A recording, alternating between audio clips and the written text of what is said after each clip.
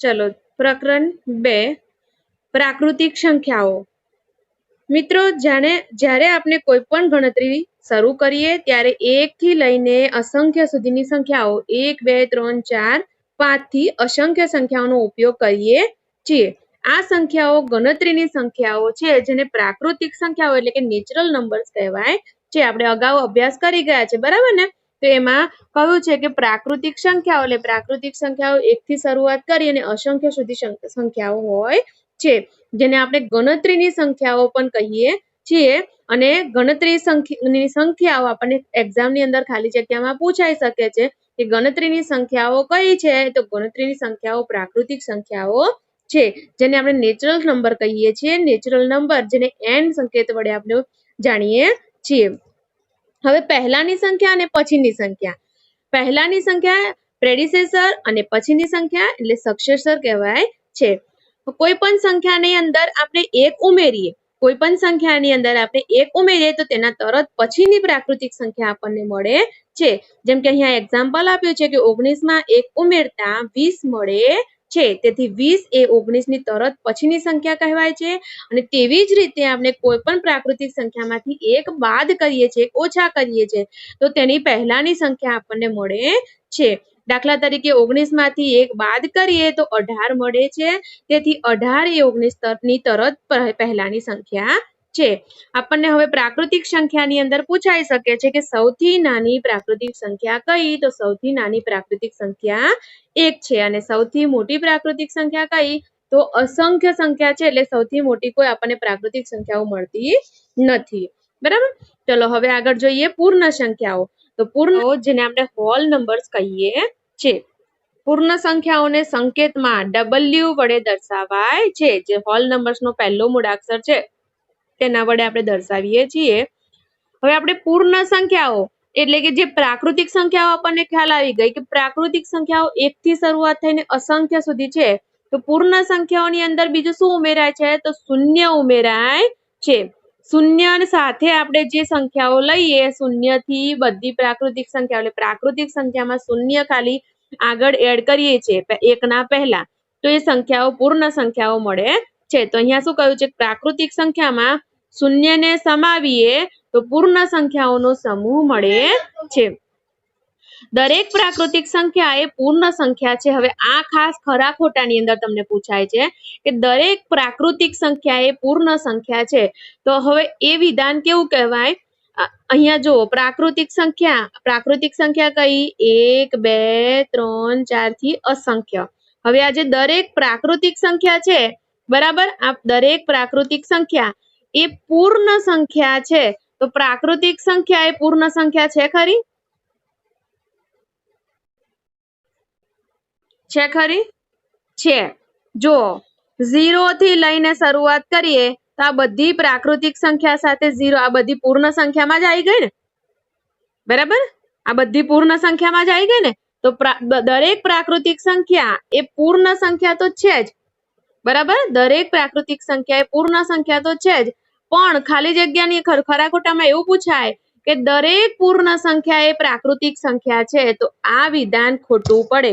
કારણ કે પૂર્ણ સંખ્યા, દરેક પૂર્ણ સંખ્યા એ પ્રાકૃતિક સંખ્યા નથી, કારણ કે એની અંદર 0 છે, તો 0 ને પ્રાકૃતિક સંખ્યા કહેવાય નહીં। તો આ ખરા ખોટાની અંદર પૂછાય તો તે વખતે ખાસ ધ્યાન રાખવાનું કે પ્રાકૃતિક સંખ્યા એ પૂર્ણ સંખ્યા છે, પણ જો પૂર્ણ સંખ્યા જુઓ તો એ પ્રાકૃતિક સંખ્યા નથી, કારણ કે પ્રાકૃતિક સંખ્યાની શરૂઆત તો 1 થી શરૂઆત થાય છે, એમાં 0 આવતો જ નથી, તો એને પૂર્ણ સંખ્યા કહેવાય જ નહીં ને, બરાબર? તો આ ખાસ આ 2 પોઈન્ટની અંદર ધ્યાન રાખવાનું। બીજું, શૂન્ય સિવાયની બધી પૂર્ણ સંખ્યાઓ પ્રાકૃતિક સંખ્યા છે। જો શૂન્ય સિવાયની બધી સંખ્યાઓ એ બધી જ પૂર્ણ સંખ્યાઓ એ પ્રાકૃતિક સંખ્યા કહેવાય છે। સૌથી નાની પૂર્ણ સંખ્યા કઈ? તો 0। સૌથી નાની પૂર્ણ સંખ્યા કઈ? 0। અને સૌથી મોટી પૂર્ણ સંખ્યા અસંખ્ય। જેમ કે પ્રાકૃતિક સંખ્યાઓ સૌથી મોટી સંખ્યા કોઈ નથી, એમ પૂર્ણ સંખ્યા પણ સૌથી મોટી કોઈ નથી, એ પણ અસંખ્ય સંખ્યાઓ છે। ખાલી યાદ રાખવાનું નાની સંખ્યામાં કે સૌથી નાની પૂર્ણ સંખ્યા 0 છે અને સૌથી નાની પ્રાકૃતિક સંખ્યા 1 છે। ચલો હવે આપણે અભ્યાસ કરીશું સંખ્યા રેખાનો। જેને નંબર લાઈન કહેવાય છે. નંબર લાઈન એટલે કે સંખ્યા રેખા, એટલે કે રેખા ઉપર આપણે સંખ્યા દર્શાવીએ છીએ. આ રેખા ઉપર આપણે સંખ્યા દર્શાવીએ છીએ જેને સંખ્યા રેખા આપણે કહીએ છીએ. હવે એક સીધી રેખા દોરી, તેના ઉપર કોઈ એક બિંદુ લો, તેને એક સીધી રેખા દોરી, તેના પર કોઈ એક બિંદુ લો, તેને 0 નામ આપો. હવે શૂન્યથી જમણી બાજુ એક બિંદુ લઈ તેને 1 નામ આપો. 0 અને 1 વચ્ચેના અંતરને આપણે એકમ અંતર કહીશું. આ જ રેખા પર 1 ની જમણી બાજુએ એકમ અંતરે બીજું એક બિંદુ લઈએ, તેને 2 નામ આપો. આ જ રીતે 2 ની જમણી બાજુએ એકમ અંતરે 3, 4, 5 બિંદુઓ લઈ નામ આપો. અહીં પૂર્ણ સંખ્યાઓ માટેની સંખ્યા રેખા તૈયાર થઈ ગઈ. સંખ્યા રેખા પર કોઈ પણ સંખ્યાની જમણી બાજુ સંખ્યા રેખા કરતા નાની હોય છે. દાખલા તરીકે 3 એ 5 કરતા નાના છે, 3 કરતા 5 મોટા છે. બરાબર, તો અહીંયા આપણને આ બધું જ સમજાવ્યું. એના કરતા હું તમને અહીંયા સિમ્પલ રીતે સમજાવી દઉં. બરાબર, કે આપણે સંખ્યા રેખા દોરીએ છીએ તો 0 પછી 1 આવે, 2 આવે, 3 આવે, 4 આવે, 5, 6 એ રીતે અસંખ્ય સંખ્યાઓ આપણે સંખ્યા રેખા પર દોરી શકીએ છીએ. તો ખાલી યાદ શું રાખવાનું છે, તો 0 ની જમણી બાજુ, આ સાઈડ આપણે જે જઈએ છીએ કઈ બાજુ કહેવાય? જમણી બાજુ. બરાબર, અને આ બાજુ છે ડાબી બાજુ છે. બરાબર, તો જમણી બાજુ જેમ જઈએ છીએ એમ સંખ્યા આપણને કેવી મળે છે? મોટી મળે છે. અને જો તમે ડાબી બાજુ જાઓ છો, જો 7 ની ડાબી બાજુ આવી તો કેટલા મળ્યા? 6. 6 ની ડાબી બાજુ આવી તો 5. એટલે કેવા? ઓછા થતા જાય છે. ડાબી બાજુ જઈએ છીએ તો સંખ્યા કેવી થાય છે? ઓછી થાય છે. અને જો જમણી બાજુ જઈએ છીએ તો 2 કરતા 3 મોટા, 3 કરતા 4 મોટા. બરાબર, તો આપણને કેવી સંખ્યા મળે છે? જમણી બાજુ જઈએ છીએ તો મોટી સંખ્યા મળે છે, અને ડાબી બાજુ જઈએ તો સંખ્યા નાની મળે છે. તો આ વસ્તુ ખાસ તમારે યાદ રાખવાની છે. તે સંખ્યા રેખાની ડાબી બાજુએ સંખ્યાઓ નાની થતી જાય છે, અને જમણી બાજુ જઈએ છીએ એમ સંખ્યા આપણને મોટી મળે છે. બરાબર, જો સંખ્યા રેખા પર પૂર્ણ સંખ્યાઓનો સરવાળો. હવે ચાલો આપણે 2 અને 3 નો સરવાળો સંખ્યા રેખા પર કરીએ. તો અહીંયા આપણને 2 અને 3 નો સરવાળો એટલે કે 2 વત્તા 3, 2 વત્તા 3, 2 અને 3 નો સરવાળો એટલે કે 2 વત્તા 3 થાય. એટલે કે 2 ની અંદર 3 ઉમેર્યા. બરાબર, હવે જે એટલું યાદ રાખવાનું કે આ રીતે સંખ્યા રેખા બનાવીએ એટલે 2 ની અંદર 3 ઉમેરવાના છે. બરાબર, ઉમેરવાના હોય એટલે આપણે જમણી તરફ જવાનું. કેટલા પગલા? તો 2 ની અંદર 3 ઉમેરવાના છે એટલે 2 ઉપર અહીંયા ઊભા રહેવાનું, અને 3 પગલા એટલે કે જો આ 1, 2 અને 3 પગલા જમણી તરફ ખસવાનું. એટલે કે અહીંયા કઈ આવીએ આપણે? 5 ઉપર આવીએ. બરાબર, તો 2 થી 3 પગલા જમણી તરફ જઈએ એટલે જવાબ કેટલો મળે? 5. તો અહીંયા જુઓ 3 વત્તા 2 કરીએ તો જવાબ કેટલો મળે આપણને? 5 જ મળે છે. બરાબર, તો સંખ્યા રેખા ઉપર આ 2 માર્ક્સ નો દાખલો પૂછાય છે એક્ઝામ ની અંદર. ખાલી બસ આટલું જ કરવાનું હોય છે. સંખ્યા રેખા દોરી અને જે સંખ્યા આપેલી હોય એમાં જેટલા ઉમેરવાના હોય અથવા બાદ કરવાના હોય. બરાબર, તો એકદમ સિમ્પલ જ છે. તો જો સંખ્યા રેખાનો ઉપયોગ કરી સરવાળો કરો. તો 4 ની અંદર 3 ઉમેરો એટલે કે અહીંયા 4 ઉપર ઊભા રહેવાનું, અને 1, 2 અને 3 પગલા અહીંયા ખસીએ એટલે જવાબ શું મળે આપણને? 7 મળે. ખ્યાલ આવે કે ના આવે? આવડે ને? હા, પછી જુઓ 1 માં 4 ઉમેરો. તો અહીંયા 1 ઉપર ઊભા રહી અને 1, 2, 3 અને 4 પગલા ખસીએ એટલે જવાબ શું મળે આપણને? 5 જવાબ મળે. બરાબર, પછી 2 માં 6 ઉમેરો એટલે પછી 2 ઉપર આવી જવાનું, અને એમાં 6 ઉમેરો એટલે કે 1, 2, 3, 4, 5 અને છઠ્ઠા એ 8 નંબર પર આવે. બરાબર, એટલે 2 વત્તા 6 8 એટલે કે જવાબ અહીંયા આપણને મળે 8. 3 માં 3 ઉમેરો તો અહીંયા 3 ઉપર રહી અને 1, 2 અને 3 ડગલા જમણી બાજુ ફરવાના એટલે જવાબ મળે 6. તો આવડે કે ના આવડે સંખ્યા રેખાનો ઉપયોગ કરતા બધાને? આવડે ને? હા, ચલો હવે આગળ જોઈએ આપણે એ જ રીતે સંખ્યા રેખા પર પૂર્ણ સંખ્યાઓની બાદબાકી. હવે એટલું જ એ જ વસ્તુ છે, ખાલી બાદબાકી માટે શું યાદ રાખવાનું? તો હવે ડાબી બાજુએ ખસવાનું. બરાબર, જો 6 માંથી 4 બાદ કરીએ તો 6 ઉપર ઊભા રહી 4 બાદ કરીએ એટલે 4 પગલા આપણે શું કરવાનું? ડાબી બાજુ ખસવાનું. તો જવાબ શું મળે આપણને? 2 જવાબ મળે.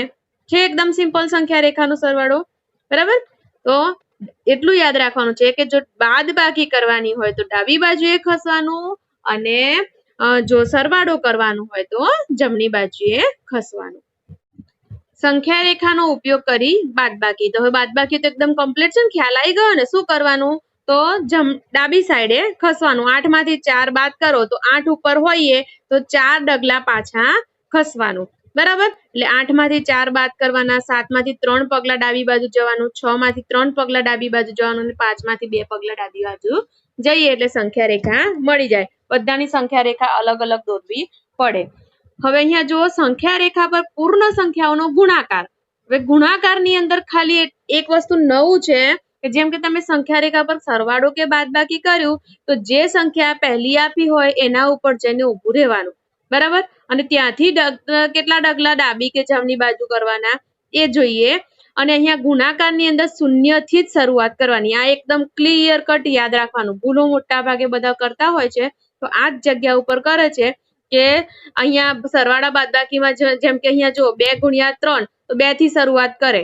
આ વસ્તુ ખોટી છે. શરૂઆત હંમેશા ગુણાકારમાં 0 થી જ કરવાની છે.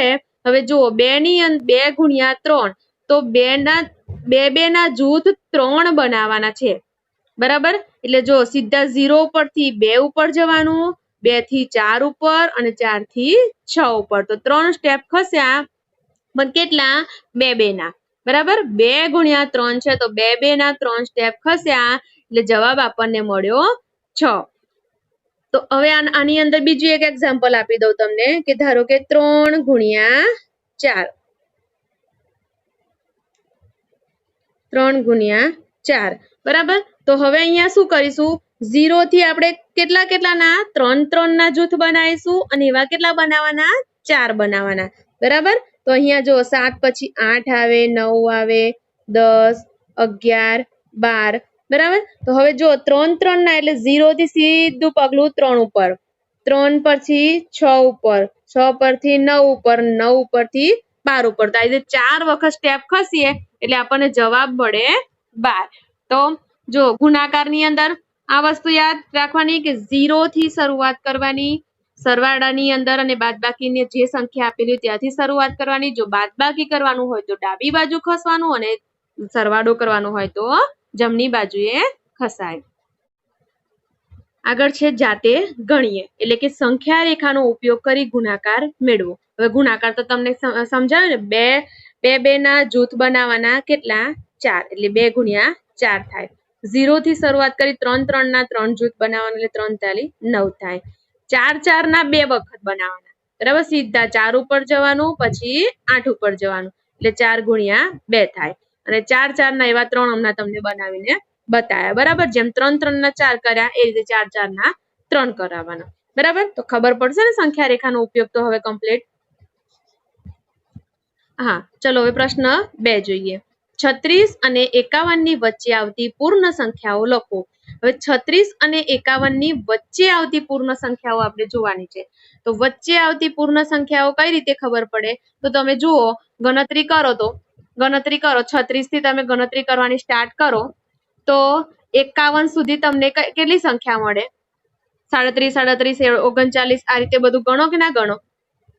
ગણો. તો ચલો આપણે ગણતરી કરીએ, પછી તમને ઈઝી રીત શીખવાડું. જો 37, 39, 39, 40, 41, 42, 43, 44, 45, 46, 48, 49, 50 અને 51, એટલે કે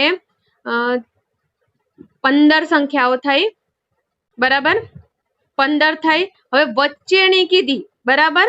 15 કીધી એટલે 36 અને 51 ની વચ્ચેની. તો આપણે 37 થી શરૂઆત કરીએ એટલે 51 ને છોડી દઈએ કે ના છોડી દઈએ? કારણ કે 51, 36 થી 51 ની વચ્ચેની. તો સંખ્યા કેટલી થાય? 14 થઈ, બરાબર.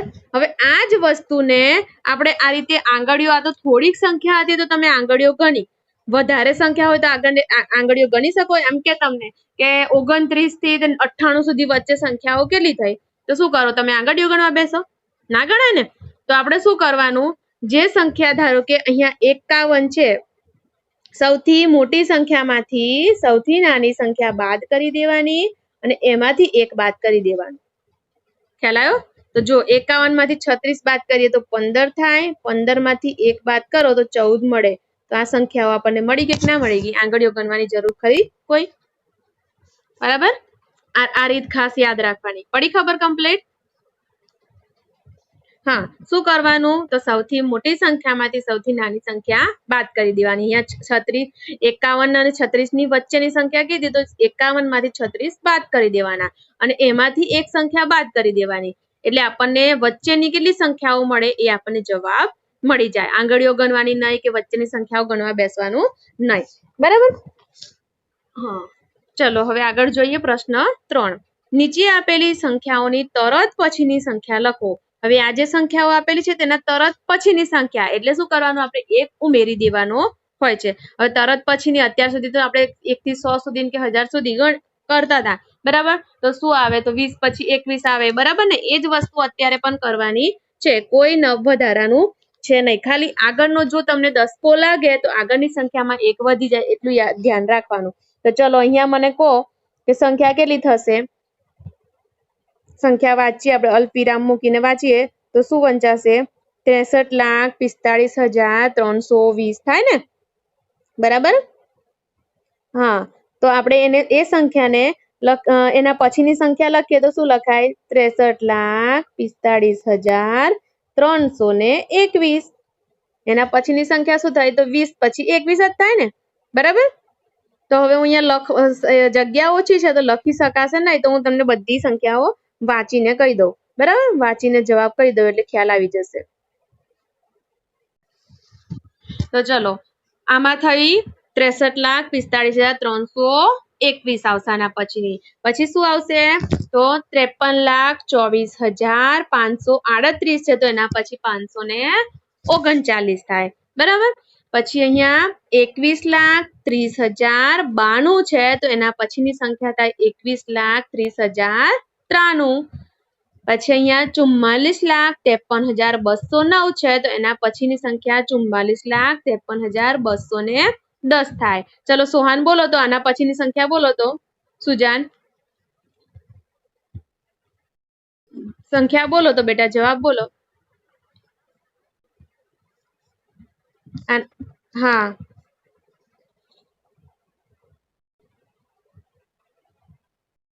આ 5 નંબરની. હા, એના પછી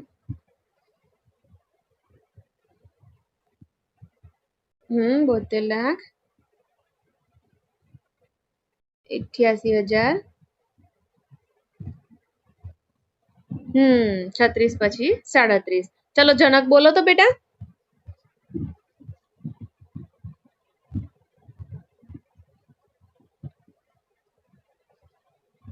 જનક અવાજ આવે છે બેટા? બોલો તો. 93 લાખ. હા, 88,300.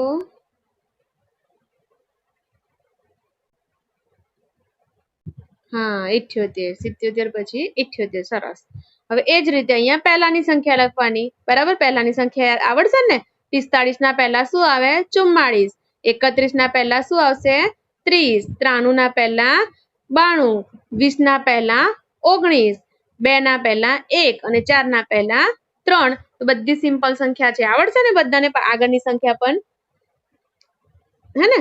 હા, તો આટલે સુધી આપણે અત્યારે અભ્યાસ કરીએ. પછી આગળના અભ્યાસમાં આપણે પૂર્ણ સંખ્યાઓના ગુણધર્મો વિશે જાણીશું. ગુણધર્મો જો તમને ખ્યાલ હોય તો જ ગુણધર્મના દાખલા તમે ગણી શકો. બરાબર? તો આપણે આગળના ફરી જે ક્લાસ થશે એમાં પૂર્ણ સંખ્યાના ગુણધર્મોનો અભ્યાસ કરીશું.